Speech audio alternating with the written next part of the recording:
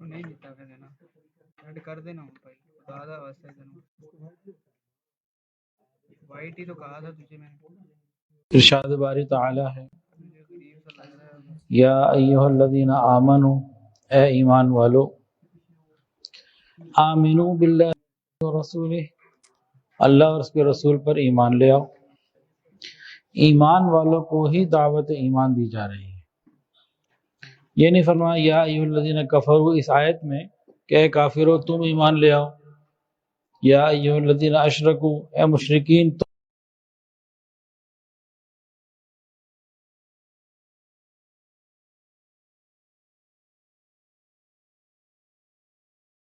ایمان والو تم ایمان لے آؤ۔ کتنی عجیب حقیقت ہے یہ، جس طرح ہر چیز کی ایک ظاہری صورت ہوتی ہے، ایک باطنی صورت ہوتی ہے، اسی طرح ایمان کا ایک ظاہر ہے اور ایک باطن۔ بتایا یہ جا رہا ہے کہ زبان سے کلمہ پڑھنے والوں دل سے بھی پڑھ لو، ظاہری طور پر اپنے آپ کو ایمان والے کہلانے والوں حقیقی مومن بھی بن جاؤ۔ اس کی مثال سمجھنے کے لیے، اس بات کو سمجھنے کے لیے ایک مثال ہے۔ ایک ببر شیر تھا، اس کو کسی نے شکار کر کے اس کی ممی بنا دی اور اس کو کہیں عجائب گھر میں ڈسپلے پہ لگا دیا۔ اب پورا ببر شیر ہے، وہ لوگ آ رہے ہیں، کوئی اس کے ساتھ تصویر کھنچوا رہا ہے، کوئی اس کے اوپر ہاتھ رکھ رہا ہے، کوئی نیچے ہاتھ رکھ رہا ہے، بچے اس کے دم کھیل رہے ہیں، دم سے کھیل رہے ہیں، کبھی کوئی منہ میں ہاتھ ڈال رہا ہے ببر شیر، لیکن کسی کو اس سے کوئی خوف اور ڈر نہیں ہے۔ کیوں؟ یہ ظاہر ہے، اس کی حقیقت نہیں تھی اس میں۔ اس کے بالمقابل آپ غور کریں، اگر ہم جا رہے ہوں جنگل کے اندر، اچانک سامنے سے شیر آ جائے، پھر کیا ہوگا؟ پھر ایک دم حالات بدل جائیں گے، پاؤں کے نیچے سے زمین نکل جائے گی۔ کیوں؟ اب حقیقت سامنے آ گئی، پہلے حقیقت نہیں تھی۔ تو اگر ایمان کی حقیقت ہمارے اندر آ جائے تو کفر تو ویسے ہی ڈر جائے۔ ہمارے اندر ایمان کی حقیقت نہیں ہے۔ ایک اور بات سے سمجھیے کہ ایمان کی حقیقت ہے کہ نہیں ہے، کیسے پتہ چلے؟ اللہ اکبر کبیرہ۔ واقعہ سنیے، نبی کریم صلی اللہ علیہ وسلم کے بارے میں آتا ہے، ام عائشہ صدیقہ رضی اللہ عنہ فرماتی ہیں کہ جب نماز کا وقت ہو جاتا تو کئی مرتبہ آپ لوگوں کو پہچاننا آپ کے لیے مشکل ہو جاتا۔ فرماتی کہ ایک دفعہ حضور پاک صلی اللہ علیہ وسلم نماز کے لیے تشریف لے جا رہے تھے، تو میں سامنے آئی، میں نے سلام کیا تو مجھ سے پوچھنے لگے من انتی، تو کون ہے؟ اپنی محبوب بیوی کے بارے میں اس سے پوچھنے بھی تو ہے کون، من انتی؟ تو آپ فرماتی میں نے کہا عائشہ۔ اب من عائشہ، عائشہ کون؟ فرماتی ہیں کہ میں نے عرض کیا یا رسول اللہ بنت ابی بکر، ابو بکر کی بیٹی عائشہ۔ اب من ابو بکر، کون ابو بکر بھائی؟ پھر سوچنے لگی کہ پھر مجھے اندازہ ہو گیا جب تک نماز نہیں مکمل ہو جائے گی، نماز نہیں پڑھ لیں گے، ہماری طرف دھیان نہیں آئے گا۔ یہ تو خیر ایک بہت اعلیٰ بات ہو گئی کیفیت کے اعتبار سے۔ میرے اور آپ کے لیے اس میں ہم کیسے اندازہ لگائیں کہ ہمارے اندر صرف ظاہری ایمان ہے یا حقیقت بھی ہے؟ بہت آسان۔ نماز جمعہ کے لیے تو ہم مسجد میں آ گئے، باجماعت نماز پڑھ رہے ہیں، عصر مغرب اور عشاء وہ بھی آ جانی ہے، وہ باجماعت پڑھتے ہیں کہ نہیں پڑھتے پتہ لگ جائے گا۔ اذان ہونے کے بعد اگر نماز قضا ہو رہی ہیں تو ظاہری ایمان ہے، حقیقی نہیں ہے۔ نامحرم سامنے آ جائے، نگاہ جھک گئی، الحمدللہ یہ ایمان حقیقی کی علامت ہے۔ اور اگر نامحرم پہ نگاہیں جم گئیں، ظاہری ایمان ہے، پھر اندر کھوکھلا ہے۔ کسٹمر سامنے موجود ہے، جھوٹ بول کے بیچ رہے ہیں کہ سچ بول کے دے رہے ہیں؟ جھوٹ بول کے زیادہ پیسے لے سکتے ہیں، جھوٹی قسم کھا کے چیز بیچ سکتے ہیں۔ ایسے مرحلے دن میں کئی دفعہ دکانداروں کو پیش آتے ہیں، سیلز مین کو پیش آتے ہیں۔ اس وقت معلوم ہو جائے گا کہ ایمان ظاہری ہے یا حقیقی ہے۔ گھر میں بیوی ہے، اس کو وقت نہیں دے رہے، اور کسی نامحرم کے ساتھ موبائل پہ یا ویسے وقت گزار رہے ہیں تو سیدھی سی بات ہے کہ حقیقی ایمان نہیں ہے. تو ان چیزوں سے اندازہ ہو جائے گا کہ جب شریعت کا حکم، اللہ کا حکم آتا ہے، ہم کس پر عمل کرتے ہیں، من کی خواہش پر یا رب کے حکم پر. یہ ٹیسٹنگ کے طریقے ہیں. تو اے ایمان والو ایمان لے آؤ، یعنی زبان سے اقرار کرنے والو دل سے بھی اب یقین کر لو اور عمل پر آ جاؤ. یہ اس آیت کے اندر حکم ربی ہے. دیکھیں انسان جب ماں کے پیٹ میں تھے نا، جب میں اور آپ، جب انسان ماں کے پیٹ میں ہوتا ہے، وہ اس کے جسم کے بننے کی جگہ ہوتی ہے. ان 9 مہینوں میں انسان کا جسم بنتا ہے. اگر کوئی وہاں بننے میں کمی رہ جائے، مثال کے طور پر کسی کی ایک ٹانگ ہی نہیں بن سکی یا دونوں آنکھیں نہیں بنی، کوئی ایسا عیب کہ جسم کے اندر کوئی عضو کم بن گیا، پیدائش کے بعد دوبارہ کوئی زمین کے اوپر وہ کمی پوری نہیں کر سکتا کہ وہ جسم کے بننے کی جگہ تھی. ابھی جو زمین آسمان کا پیٹ ہے نا، جس میں اب ہم آ گئے ہیں پیدائش کے بعد، یہ ہمارے ایمان کے بننے کی جگہ ہے. یہ کس چیز کے بننے کی جگہ ہے؟ ایمان کے بنانے کی جگہ ہے. اگر یہاں خدا نہ خواستہ ایمان کے بننے میں کوئی کمی رہ گئی تو یہ کمی قبر کے پیٹ میں جا کے پوری نہیں ہو سکتی. جس طرح دنیا کے پیٹ میں آ کر تو اگر پیدائشی طور پر کسی کی ٹانگ ہی نہیں ہے، ایک ہاتھ نہیں ہے، وہ دنیا میں آ کے نہیں لگ سکتا اس طریقے سے. پلاسٹک کا لگا لیں وہ ایک الگ بات ہے، لیکن وہ اصل چیز نہیں ہے. اسی طریقے سے زمین اور آسمان کے پیٹ میں اگر ہم نے ایمان پر محنت نہ کی، ایمان نہ بنایا، تو قبر کے پیٹ میں جا کے یہ کمی پوری نہیں ہو سکتی. اور موت کب آ جائے، کب قبر میں چلے جائے، کوئی پتہ نہیں. امام غزالی رحمۃ اللہ علیہ فرماتے تھے، اے دوست تجھے کیا معلوم کہ جس کپڑے نے تیرا کفن بننا ہے وہ مارکیٹ میں پہنچ چکا ہو.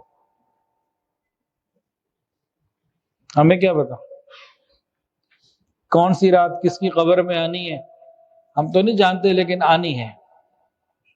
تو یہی وقت ہے ایمان کے بنانے کا.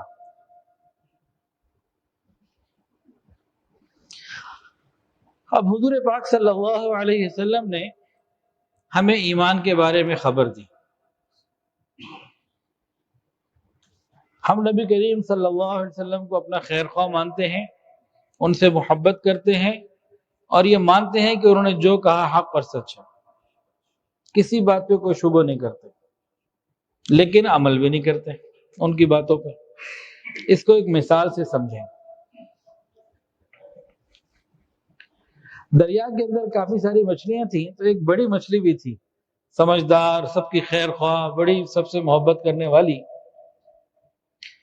ایک دن اس بڑی مچھلی نے دیکھا کہ جو ہے نا گوشت کا ٹکڑا لٹکا ہوا، تو ایک چھوٹی مچھلی اس کے تیزی سے دوڑ کے جا رہی ہے. تو بڑی مچھلی سمجھدار تھی، وہ سمجھ گئی کہ یہ جو ہے نا اس کے پیچھے کوئی ماہی گیر ہوگا، فشر مین ہوگا. اس نے چھوٹی مچھلی کو کہا، دیکھو بھئی یہ نہ کرو، یہ والا گوشت کا ٹکڑا مت کھاؤ. کہا میں کیوں نہ کھاؤں، بھوک لگی ہے. میں کہا دیکھو بات یہ ہے کہ اس ٹکڑے کے اندر جو ہے نا کانٹا پھنسا ہوا ہے، کانٹے کے ساتھ ایک ڈور ہے، اور ڈور باہر دریا کے باہر ایک ماہی گیر ہے، فشر مین ہے، اس کے ہاتھ میں ہے. اگر تم نے یہ گوشت کھا لیا، ایک کانٹا تمہارے گلے میں اٹک جائے گا، اس کی ڈور ہلے گی، وہ تمہیں کھینچے گا باہر، تمہیں باہر نکال کے لائے گا. اس کے بعد بیگ ہوگا، بیگ میں ڈال لے گا، پانی سے نکلو گی، مر جاؤ گے. پھر وہ اپنے گھر لے کے جائے گا، اپنی بیوی کو کہے گا دیکھو آج میں بچوں کے لیے مچھلی لے کے آیا. اور اس کی بیوی تمہیں شاپر سے نکالے گی.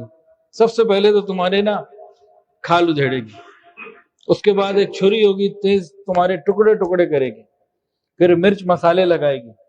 جب وہ رچ بس جائیں گے، پھر جلتے ہوئے تیل میں، گرم کھولتے ہوئے تیل میں تمہیں ڈال دے گی.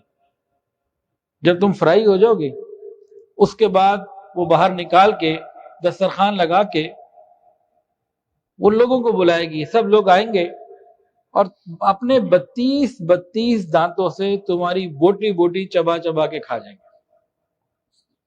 اب یہ ساری تفصیل اس بڑی مچھلی نے بتائی ہے، اس چھوٹی مچھلی کو صرف ایک چھوٹے سے گوشت کے ٹکڑے کے نظر آنے پہ یہ چھوٹی مچھلی کہے کہ جی میں ذرا دریا کا چکر لگا کے دیکھوں، کدھر ہے یہ مچھلی والا، کدھر ہے اس کی بیوی، کدھر ہے وہ تیل کھولتا ہوا، کدھر ہے وہ چھری اور مرچ مسالے، کدھر ہے وہ 32 دانت والے۔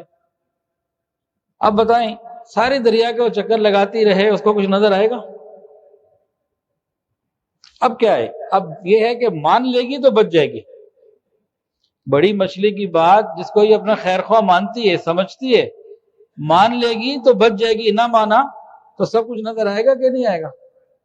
آئے گا نا۔ بس یہ سادہ سی مثال ہے۔ حضور پاک صلی اللہ علیہ وسلم نے سب کچھ بتا دیا، 5 وقت کی نماز کی پابندی کرو، نگاہوں کی حفاظت کرو، حلال کھاؤ، احکامات بتا دیے۔ نیکی کے راستے پہ، میرے راستے پہ چلو، جنت چلو، پہنچ جاؤ گے۔ نافرمانی کرو گے تو جہنم کی سزا ہے۔ تو نبی کریم صلی اللہ علیہ وسلم نے تو پورے طریقے سے بات سمجھا دی۔ اب ہمارا بھی یہی ہے، مان لیں گے تو بچ جائیں گے، نہیں مانیں گے تو نقصان اٹھائیں گے۔ ہمارا حال کیا ہے؟ ہم مانتے تو ہیں، عمل نہیں کرتے۔ اب یہ چھوٹی مچھلی آگے یہ کہہ دے بڑی مچھلی کو، جناب آپ کی بات بالکل ٹھیک ہے، میں دل و جان سے ایمان لاتی ہوں، یقین کرتی ہوں، جو آپ نے کہا ٹھیک ہے، لیکن چکھنے میں کیا ہے؟ چکھ تو لو۔ اب وہ یقین بھرے دعوے کرے، جی مجھے آپ کی بات پہ یقین ہے، جو آپ نے کہہ دیا واقعی ایسا ہے، لیکن ذرا کھا ہی لو، کیا ہے؟ اب اس کا یقین بھی ہے اور اس نے عمل نہیں کیا، اب باقی سارے مرحلے آئیں گے پیش اس کو یا نہیں آئیں گے؟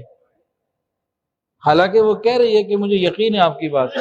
ہمارا بھی یہی حال ہے، ہم اللہ تعالیٰ کو تو مانتے ہیں، اللہ تعالیٰ کی نہیں مانتے۔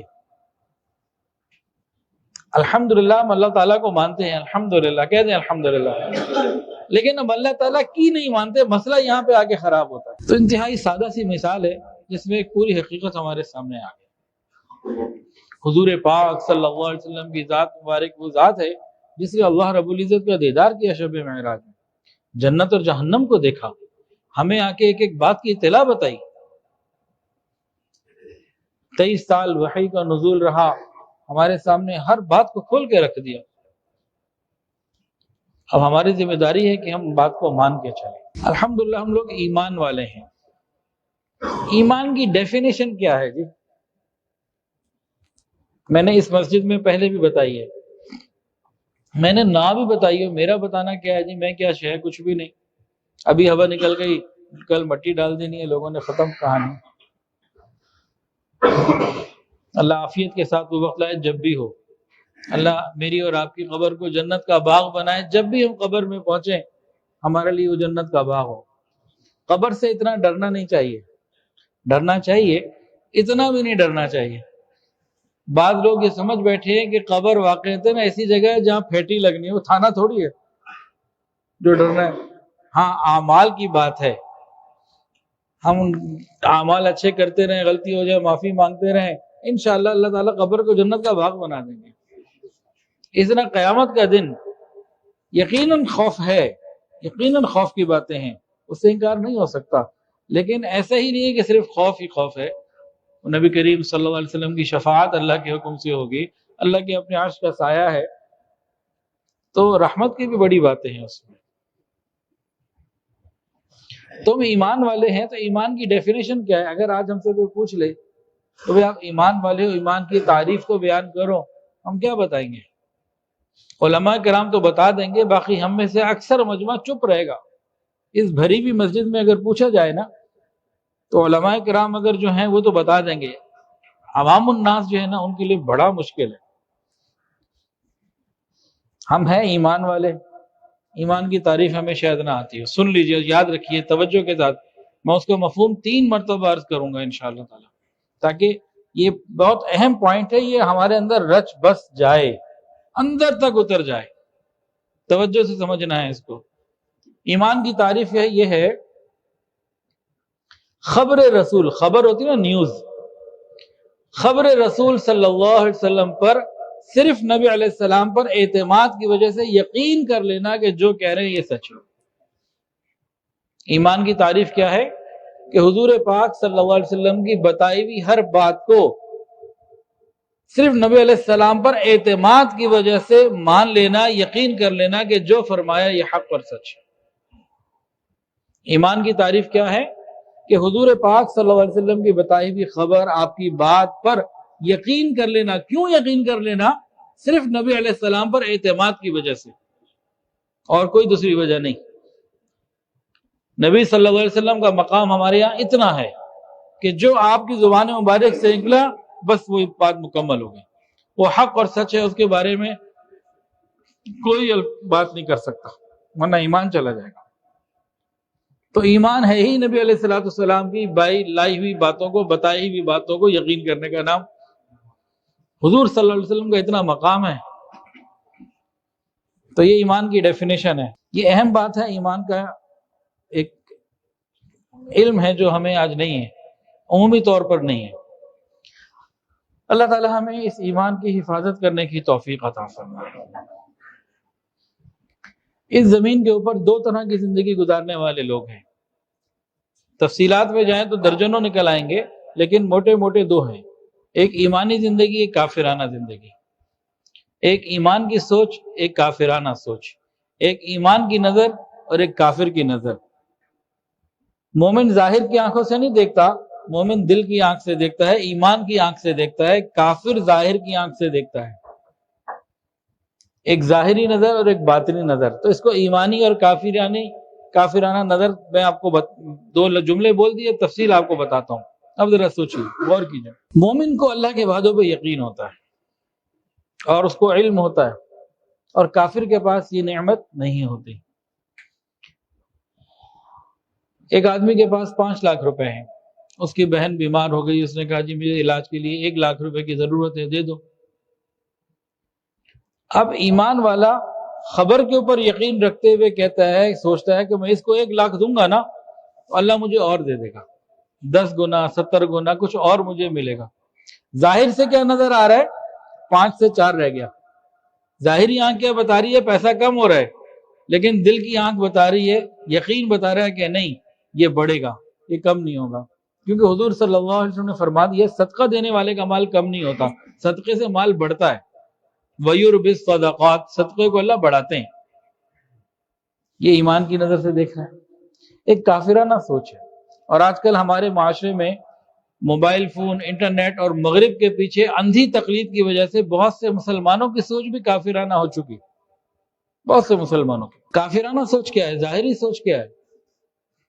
کہ میرے پاس 5 لاکھ روپے ہیں، بہن کو 1 لاکھ روپے چاہیے، اس نے کہا دے دو، میں کہتا ہوں میں تو نہیں دیتا، دیا تو 1 لاکھ کم ہو جائے گا۔ یہ کافرانہ سوچ۔ اس کی ایک اور مثال، ہمارے پاس 5 لاکھ روپے ہیں، کوئی کنوینشنل بینکنگ والا کو بندہ آیا، سودی بینک والا، غیر سودی کی بات نہیں کر رہا، سودی بینک والا کو بینکر آیا، بینکر نے آگے کہا یہ پیسے ہمارے پاس دے دو اور فلانی جگہ اس کو انویسٹ ہم کر دیں گے، تمہیں 5 سال بعد اتنے مل جائیں گے، 10 سال بعد اتنے مل جائیں گے۔ اب یہاں پہ ایمانی سوچ کیا ہے کہ نہیں، سود اللہ نے منع کر دیا، اللہ اور اس کے رسول سے اعلان جنگ ہے، اور تباہ ہو کے رہے، مال بھی اور میں بھی تباہ ہو جاؤں گا، وہ نہیں دے گا۔ کافرانہ اور ظاہری نظر کیا ہے؟ دے دو بڑھ جائے گا۔ تو ایمان والا کیا کرتا ہے؟ وہ خبر کے اوپر یقین رکھتا ہے، وہ نظر پر یقین نہیں رکھتا کہ خبر کیا ہے اللہ تعالیٰ کی طرف سے، اللہ کے رسول کی طرف سے۔ اب ایمان بڑھانا کیسے ہے؟ یہ کیسے بڑھے؟ اس کے بارے میں جو پہلی بات ہے نا، اللہ رب العزت کی قدرت کے اوپر غور و فکر، نشانیاں جو اللہ نے بنائی ہوئی ان پہ انسان غور کرے۔ اس کے بعد انبیاء کرام کے واقعات پہ غور کرے۔ قرآن مجید میں، حدیث کے اندر انبیاء کرام کے واقعات بہت کثرت سے ساتھ ہیں، ان پہ غور کرے، ایمان بنے گا اور بڑھے گا۔ یاد رکھیے، مشاہدے کے تذکرے سے ایمان بگڑتا ہے، غیب کے تذکروں سے ایمان بنتا، سنورتا اور بڑھتا ہے۔ جب ہم مشاہدے کا ذکر کریں گے نا، کافر کرتا ہے مشاہدوں پہ زندگی بسر، ایمان والا تو خبر پہ یقین کرتے ہوئے زندگی بسر کرتا ہے۔ یہ بہت اہم نقطہ ہے۔ جب ہم مشاہدوں کے اوپر ڈسکشن اپنی رکھیں گے ایمان کمزور ہوگا، اور جب غیب کا ذکر کریں گے تو ایمان بڑھے گا۔ اب میں آپ کو 2-3 واقعات سناؤں گا انشاءاللہ العزیز، ان واقعات کو سننے سنانے سے میرا اور آپ کا ایمان بڑھے گا۔ سنیے، قرآن مجید کے اندر واقعہ ہے، اللہ رب العزت نے حضرت موسیٰ علیہ السلام سے پوچھا وَمَا تِلْكَ بِيَمِينِكَ يَا موسیٰ، اے موسیٰ آپ کے دائیں ہاتھ میں کیا ہے؟ انہوں نے عرض کیا قال هي عصاي اتوكأ عليها واهش بها على غنمي ولي فيها مآرب اخرى۔ موسیٰ علیہ السلام نے اللہ تعالیٰ کے سامنے عرض کیا یا اللہ میرے ہاتھ میں ایک عصا ہے، بڑے کام کی چیز ہے، اس کے فائدے گنوا دیے کافی سارے۔ حکم ہوا القھا یا موسیٰ، پھینک دو اس کو، فائدے والی چیز ہے نا، آپ کے بڑے کام کی ہے، پھینکو اس کو نیچے۔ القھا یا موسیٰ، اور انہوں نے پھینک دیا نیچے۔ فَإِذَا هِيَ حَيَّةٌ تَسْعَىٰ، وہ تو دوڑنے والا اژدہا بن گیا۔ موسیٰ علیہ السلام تو ڈر گئے، فَأَوْجَسَ فِي نَفْسِهِ، وہ ڈر گئے، ایک دم پیچھے کی طرف ہوئے۔ اللہ تعالیٰ نے فرمایا خُذْهَا وَلَا تَخَفْ، آپ اس کو پکڑ لیجئے، ڈرنے کی ضرورت نہیں ہے۔ سَنُعِيدُهَا سِيرَتَهَا الْأُولَىٰ، ہم اس کو واپس اپنی پوزیشن پر لے آئیں گے۔ فرمانے کام کی چیز ہے، حکم ہوا پھینک دو نیچے، جیسے نیچے پھینکا وہ نقصان کی چیز بن گئی، تھی کام کی۔ اتنا ڈرنے کے پیچھے ہٹنے لگے، پھر حکم ہوا نقصان کا سمجھ رہے ہو، پکڑ لو بھائی اس کو، میرا حکم ہے پکڑ لو، خود انہوں نے پکڑ لیا۔ اللہ فرماتے ہیں واپس بنا دیں گے لاٹھی، واپس بن گئی لاٹھی۔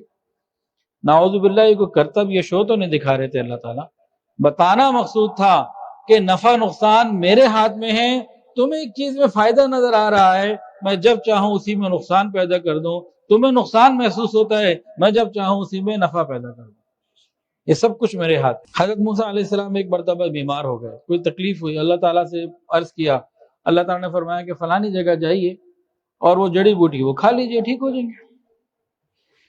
گئے، بسم اللہ پڑھی، کھا لیا، اللہ کا شکر، ٹھیک ہو گئے۔ کچھ عرصے کے بعد دوبارہ وہی تکلیف ہوئی، انہوں نے کہا اللہ تعالیٰ سے کیا پوچھنا، علاج تو پتہ ہے، سارا کچھ وہی۔ تو اپنے علم کے مطابق وہ گئے، اسی جڑی بوٹی کو کھا لیا، اب کوئی فائدہ نہیں ہوا، وہیں کے وہیں، جو درد تکلیف جو بھی تھی وہ وہیں کا وہیں۔ اب پوچھا یا اللہ پہلے اسی تکلیف میں یہی چیز کھائی تو ٹھیک ہو گیا، اب وہی تکلیف ہے وہیں آیا ہوں، کوئی فائدہ نہیں۔ اللہ رب العزت نے فرمایا موسیٰ شفا تو میرے حکم میں ہے، اس کے اندر تو نہیں تھی، پہلے جب میں نے کہا تھا تو میرا حکم بھی اس میں موجود تھا۔ تو ان باتوں سے اللہ کیا دکھا رہے ہیں، بتا رہے ہیں کہ ہر چیز اللہ رب العزت کی قدرت میں ہے، وہ جو چاہتے ہیں کرتے ہیں، جیسا چاہتے ہیں معاملہ کرتے ہیں۔ وَتُعِزُّ مَن تَشَاءُ وَتُذِلُّ مَن تَشَاءُ، جسے چاہتا ہے عزت دے دیتا ہے، جسے چاہتا ہے ذلت۔ اس سے پہلے تُؤْتِي الْمُلْكَ مَن تَشَاءُ، جسے چاہتا ہے حکومت دے دیتا ہے، ملک دے دیتا ہے۔ تُؤْتِي الْمُلْكَ مَن تَشَاءُ، آگے ہے وَتُعِزُّ مَن تَشَاءُ، دونوں کو الگ الگ بیان کیا ہے۔ بعض مرتبہ میرے بھائیوں ایسا بھی ہوتا ہے اللہ کسی کو ملک تو دے دیتا ہے، عزت نہیں دیتا۔ حکمرانوں کو لوگ گالیاں دے رہے ہوتے ہیں اور فقیروں کی لوگ عزت کر رہے ہوتے ہیں، اللہ والوں کی، دینداروں کی۔ فقیروں سے مراد یہ مانگنے بھیک مانگنے والے نہیں، بادشاہ کے مقابلے میں وہ فقیر ہوتے ہیں نا۔ تو کئی مرتبہ ایسے بھی ہوتے ہیں جن کے ہاتھ میں ملک تو ہوتے ہیں، عزت کوئی نہیں ہوتی۔ تو اللہ سے عزت مانگنی چاہیے، عزت ملک سے زیادہ قیمتی چیز ہے۔ ایک واقعہ اور سنیے، اللہ اکبر کبیرہ، ہم جب اپنے رب کے اوپر یقین پورا کریں گے اس کی مدد بھی پوری آئے گی۔ جو مدد کم آتی ہے نا ہمارے اوپر، یقین کی کمزوری کی علامت ہے یہ۔ کامل یقین، کامل مدد، سچے رب کے سچے وعدے، سچے یقین والوں کے لیے اپنے یقین کو سچا کر لیں، وہ اپنی قدرت کے ساتھ آج بھی اسی طرح موجود ہے، اس کی قدرت میں کوئی کمی نہیں۔ اچھا، اللہ کی شان سنیے، سمجھیے، اللہ تعالیٰ کی قدرت میں کوئی کمی نہیں ہو سکتی، مانتے ہیں؟ اسی طرح یہ بھی مان لیجئے اس کی قدرت میں اضافہ بھی کوئی نہیں ہو سکتا۔ اللہ تعالیٰ کے خزانوں میں کوئی کمی نہیں ہو سکتی، یہ مانتے ہیں؟ یہ بھی مان لیجئے اس کے خزانوں میں اضافہ بھی نہیں ہو سکتا۔ کیسے بھائی؟ اگر کوئی یہ کہے کہ اللہ تعالیٰ کے خزانوں میں اضافہ ہو رہا ہے، اس کا مطلب یہ کہ پہلے کوئی کمی تھی، نعوذ باللہ۔ سبحان اللہ، وہ ہر عیب سے پاک ہے، وہ ہر عیب سے پاک ہے۔ بھئی ایک آدمی کا کاروبار ہے، گروتھ ہو رہا ہے، بڑھ رہا ہے، اب جی بہت بڑے پہ چلا گیا، پہلے چھوٹا تھا نا۔ اللہ کے یہاں ایسی بات نہیں ہے، وہ ہمیشہ سے ہے اور ہمیشہ رہے گا، وہاں نہ زیادتی ہے نہ کمی ہے۔ اب ذرا ایک واقعہ سنیے، تھوڑا سا لمبا ہو جائے گا، وقت بھی ہے، لیکن یہ وعدے کن کے ساتھ تھے جن کے یقین سچے تھے؟ میں اور آپ اپنے یقین کو سچا کر لیں، اللہ کی قسم آج بھی سارے کام ہو سکتے ہیں۔ حضرت موسیٰ علیہ السلام جب پیدا ہوئے نا، اس زمانے کے حالات یہ تھے کہ فرعون کو کسی نے بتا دیا تھا ایک بچہ پیدا ہوگا، تیری حکومت ختم۔ نے کہا اچھا، پیدا ہی نہیں ہونے دیتے، جو پیدا ہوگا اس کو پھر ذبح۔ حکم آ گیا، یذبحون ابناءکم ویستحیون نساءکم، قرآن مجید میں ذکر ہے، لڑکوں کو ذبح کر دیتا، بچیوں کو زندہ چھوڑ دیتا۔ اب جناب بے شمار بنی اسرائیل کے بچے جب ذبح ہو گئے تو کسی نے کہا سارے ذبح ہو جائیں گے تو آگے غلامی کے لیے تمہیں اگلی نسل کوئی نہیں ملنی۔ پھر نیا آرڈر آگے ترمیم ہو گئی، 1 سال ذبح کرو اور 1 سال چھوڑ دو، تاکہ اس سال والے بڑے ہو تو پھر ہماری غلامی کے لیے تیار رہیں۔ جو سال تھا نا چھوٹ والا، اس میں تو پیدا ہو گیا حضرت ہارون علیہ السلام، اور جو سال تھا ذبح ہونے والا، اس میں پیدا ہو رہے ہیں حضرت موسیٰ علیہ السلام، جس کو وہ مارنا چاہ رہے ہیں۔ اللہ چاہتے تو پچھلے سال میں ڈال دیتے، اگلے میں ڈال دیتے، لیکن ایسا تو اللہ تعالیٰ نے نہیں کیا نا، اسی سال میں پیدا فرمایا جس سال میں وہ ذبح کر رہا تھا۔ اب جب بچہ پیدا ہو گیا، اب بچے کی ماں کو جب پتا ہو کہ میرا بچہ ابھی پیدا ہوا ہے اور ابھی کوئی پولیس آئے گی یا کوئی لوگ آئیں گے میرے بچے کو لے کے ذبح کر کے جو باڈی کہیں پھینک کے چلے جائیں گے، ماں کا حال تو غور کریں کیا ہوگا، تصور بھی نہیں کر سکتے ہم تو۔ اب اللہ تعالیٰ فرماتے ہیں موسیٰ علیہ السلام کی والدہ کے بارے میں، قرآن مجید کے اندر آتا ہے وَأَوْحَيْنَا إِلَىٰ أُمِّ مُوسَىٰ أَنْ أَرْضِعِيهِ فَإِذَا خِفْتِ عَلَيْهِ فَأَلْقِيهِ فِي الْيَمِّ وَلَا تَخَافِي وَلَا تَحْزَنِي إِنَّا رَادُّهُ إِلَيْكِ وَجَاعِلُهُ مِنَ الْمُرْسَلِينَ۔ اس پوری آیت میں اللہ کیا فرماتے ہیں؟ وَأَوْحَيْنَا إِلَىٰ أُمِّ مُوسَىٰ، میں نے موسیٰ علیہ السلام، ہم نے موسیٰ علیہ السلام کی والدہ کی طرف وحی کی ان کے بچے کے بارے میں، چھوٹے بچے کے بارے میں۔ فَإِذَا خِفْتِ عَلَيْهِ، تمہیں ڈر ہے اس کی جان کا، ڈر رہی ہو، بچانا چاہتی ہو، چلو میں اور تم مل کے بچاتے ہیں۔ بچانا چاہتی ہو نا، میں اور مل کے بچاتے ہیں۔ کیسے بچانا یا اللہ؟ فَأَلْقِهِ فِي الْيَمِّ، پانی میں ڈال دو۔ یا اللہ، بچے کو، چھوٹے بچے کو پانی میں ڈال دو، یہ بچانا ہے، اسے بچانا کہتے ہیں۔ آگے اللہ کیا فرماتے ہیں ایک الگ جگہ پہ، یأخذ عدو لی وعدو اللہ، موسیٰ کی ماں تو بچے کو بچانا چاہتی ہے، میں اور تم مل کے بچاتے ہیں، تم اسے پانی میں ڈال دو اور اس کو پکڑے گا بھی وہی جو اس کا دشمن اور میرا بھی دشمن۔ تم بچانا چاہ رہی ہو نا، ٹھیک ہے ہم مل کے بچاتے ہیں، ایسا کرو اس کو پانی میں ڈال دو، دریا میں چلتے پانی میں ڈال دو، اور ابھی بتا رہا ہوں پکڑے گا بھی وہی جو اس کا اور میرا دشمن ہے۔ یاخذ عدو لی وعدو اللہ، میرا بھی دشمن اس کا بھی دشمن، یعنی فرعون پکڑے گا، بتا بھی دیا دشمن کا نام۔ ولا تخافی، خوف مت کرنا، یقین رکھنا میرا، ولا تحزنی، غم مت کرنا، مجھ پہ یقین رکھنا، توکل رکھنا، انا رادوہ الیک، ہم واپس لوٹائیں گے، وجاعلوہ من المرسلین، ہم انبیاء میں سے، مرسلین میں سے، رسولوں میں سے بنائیں گے۔ اب یہاں پہ رک کے نا تھوڑا عقل کا اور اب اس کا فرق سمجھ لیجئے۔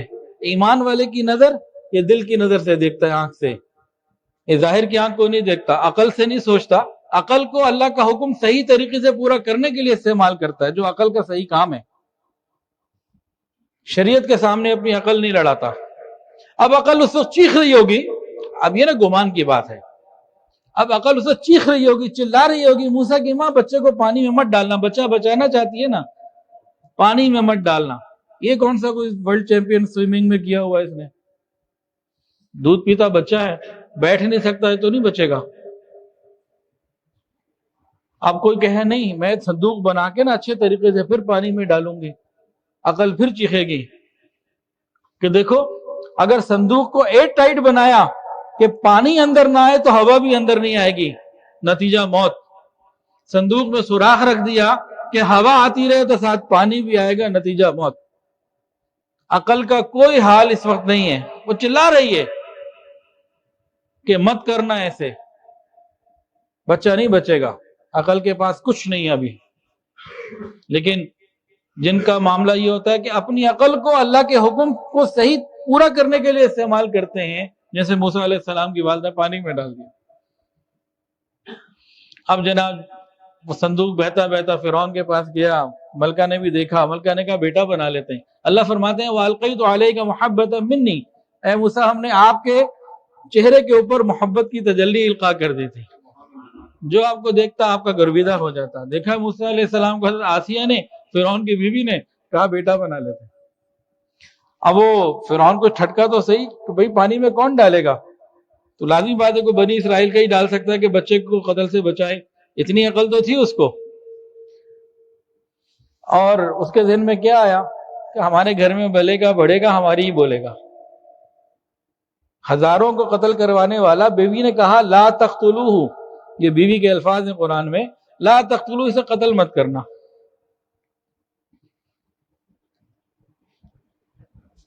عورتیں کہتی ہیں کہ شوہر بات نہیں مانتے، وقت کا فرعون بھی بات مانتا ہے عورت کی۔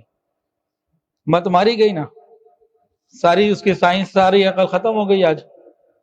اب جناب بچہ گھر آ گیا، مختلف دائیوں کو بلایا دودھ پلانے کے لیے۔ اللہ فرماتے ہیں وَحَرَّمْنَا عَلَيْهِ الْمَرَاضِعَ، ہم نے حرام کر دیے، کسی کے دودھ کی طرف موسیٰ علیہ السلام نے رخ ہی نہیں کیا۔ اب پریشانی، بچہ رو رہا ہے، بھوکا ہے، بچے کے لیے انتظام بھی تو کرنا ہے۔ اگلے دن صبح موسیٰ علیہ السلام کی والدہ نے بھیجا جاؤ بھی دیکھو بھائی کدھر ہے، کیا حال، وہ کہیں پھر تفصیلات ہیں اس میں۔ اس نے جا کے کہا میں لے کر آتی ہوں۔ خیر موسیٰ علیہ السلام کی والدہ کو اللہ نے وہاں پہنچا دیا فرعون کے محل، بچے کو گود میں لیا، فوراً ہی اس نے دودھ پینا شروع کر دیا۔ سب کا ہو گیا، چلو بھی کام ہو گیا۔ 2-3 دن وہاں پہ رہیں، پھر انہوں نے سیدھا سیدھا کہہ دیا میں یہاں نہیں رہ سکتی، تمہارے محل میں سکون نہیں، اپنی کٹیا میں ہی جانا ہے، اپنے حجرے میں ہی جانا ہے۔ فرعون نے کہا لے جاؤ بچے کو، ابھی اتنے بے حساب تحائف لے جاؤ، ہر مہینے تمہیں اتنی زبردست تنخواہ میں دیتا رہوں گا، اس کو تم نے رکھنا ہے، دودھ پلاتی رہو۔ موسیٰ علیہ السلام کو ان کی والدہ بھرپور انعامات کے ساتھ اور چیزوں کے ساتھ واپس اپنے گھر لے آئیں۔ فرعون کی طرف سے پوری ٹیم آئی غلاموں کی جو چیزوں کو لے کر آئی تھی۔ موسیٰ علیہ السلام کی والدہ تو اپنے بچے کو لائیں۔ اب اللہ تعالیٰ فرماتے ہیں، سنیے کیا شاہانہ خطاب ہے، کلام ہے۔ اللہ فرماتے ہیں فَرَدَدْنَاهُ إِلَىٰ أُمِّهِ، اور ہم نے لوٹا دیا موسیٰ کو موسیٰ کی ماں کے پاس، فرعون کے گھر سے، دشمن کے گھر سے، انعامات کے انبار کے ساتھ۔ فَرَدَدْنَاهُ إِلَىٰ أُمِّهِ، اور ہم نے لوٹایا ان کو ان کی والدہ کے پاس۔ کئی تقر عینها، کہ اپنی آنکھوں کو دیکھ، اپنے بچے کو دیکھ کر اپنی آنکھوں کو ٹھنڈا کرے۔ ولا تحزن، اور غم نہ کرے۔ ولی تعلم، یہ میسج ہے میرے اور آپ کے لیے، ولی تعلم، اور جان لے، ان وعد اللہ حق، اللہ کے وعدے سچے ہوتے، ولکن اکثرهم لا يعلمون، لیکن اکثر لوگ نہیں جانتے۔ تو سچے رب کے سچے وعدے آج بھی ہیں، ہمیں اپنے یقین کو ٹھیک کرنے کی ضرورت ہے، اس کے لیے فکر اور محنت کرنے کی ضرورت ہے۔ اس طرح کی باتوں سے، ان واقعات سے، غیب کے تذکروں سے ایمان بڑھے گا، مشاہدے کے تذکروں سے ایمان کمزور ہو جائے گا۔ میرے اور آپ کے پاس سب سے قیمتی چیز ایمان ہی ہے۔ ایمان کے ساتھ اگر دنیا سے چلے گئے نا، تو جامع شرفیہ کے بانی حضرت مولانا مفتی محمد حسن رحمۃ اللہ علیہ فرمایا کرتے تھے، مولانا فضلین صاحب سے نے بہت دفعہ سنا، فرمایا کرتے تھے ایمان کو بچا بچا کے کسی طرح قبر تک لے جاؤ ایک دفعہ، آگے انشاءاللہ خیر ہے۔ تو ایمان کو بچانا، ایمان کو بڑھانا، یہ کیسے ہوگا؟ اس کے لیے ہمیں علماء کی صحبت، نیک لوگوں کی صحبت، اللہ والوں کی صحبت، گھر کے ماحول کو ٹھیک کرنا، اس کی فکر کرنی ہوگی۔ جب دینداروں کے ساتھ ہمارا اٹھنا بیٹھنا ہوگا، تبلیغی جماعت کے ساتھ ہمارا آنا جانا ہوگا، ہم وقت لگائیں گے، اللہ اللہ کا ذکر کریں گے، انشاءاللہ ایمان کی کیفیت بڑھیں گی۔ اور جب جتنا اس سے غفلت کریں گے، جتنی غفلت کریں گے، آگے معاملات خراب ہوتے چلے جائیں گے۔ اس کے لیے بہت زیادہ فکر کرنے کی مجھے اور آپ کو ہر وقت ضرورت ہے۔ اللہ میرے اور آپ کے ایمان کی حفاظت فرمائے۔ کفر کی بھرپور کوشش ہے، باطل کی بھرپور کوشش ہے کہ ہمارے نوجوانوں کے ایمانوں کو ختم کر دیا جائے۔ اس وقت پاکستان کا عنقریب آنے والا جو سب سے بڑا مسئلہ ہوگا وہ ایمان ہی کا انکار ہے، الحاد، خدا کا انکار۔ ہماری کالج یونیورسٹیز میں بے حساب ہو چکا ہے، آپ جا کے جس مرضی کالج یونیورسٹی میں جا کے چلے جائیں، بھرپور محنت ہو رہی ہے۔ میرے پاس کئی نوجوان آئے، ایک چند دن پہلے آ کے بیعت ہوا، وہ کہنے لگا میں تو ایمان کو چھوڑ چکا تھا، اللہ کا انکار کر چکا تھا۔ ایک بچی عالمہ بن چکی ہے الحمدللہ، اب 6 سال، اس کا سگا بھائی اس نے اس کو بھیجا کہ اس نے بھی خدا کا انکار کر دیا۔ یہ کثرت کے ساتھ واقعات آ رہے ہیں۔ آپ جس مرضی کالج یونیورسٹی میں چلے جائیے، اس کے اوپر تھوڑا سا سروے کر لیجئے، آپ کو پتہ لگ جائے گا۔ باقاعدہ الحاد، ایتھیزم کے اوپر ہمارے پاکستان میں کمیونٹی بن چکی ہے، اس پہ کام ہو رہا ہے۔ یہ کیوں ہو رہا ہے کہ میں نے اور آپ نے ایمان کی محنت کو کرنا چھوڑ دیا، اپنی اولادوں کے پاس بیٹھتے ہیں، ایمان اور یقین کی باتیں ہی نہیں کرتے، گھروں میں یہ تذکرہ ہی نہیں ہے۔ تو اب وہ مسئلہ تو پیچھے جا رہا ہے کہ بھئی نماز پڑھیں گے کہ نہیں پڑھیں گے، اب تو اگلا مسئلہ آ گیا کہ خدا کو بھی مانیں گے کہ نہیں مانیں گے۔ ہم کیا چاہتے ہیں؟ ہماری اولادیں ہمارے مرنے کے بعد ہمارے لیے کوئی اصالِ ثواب کریں یا خالی موم بتیاں جلاتے پھریں؟ کچھ فکر کرنی ہوگی۔ وآخر دعوانا ان الحمدللہ رب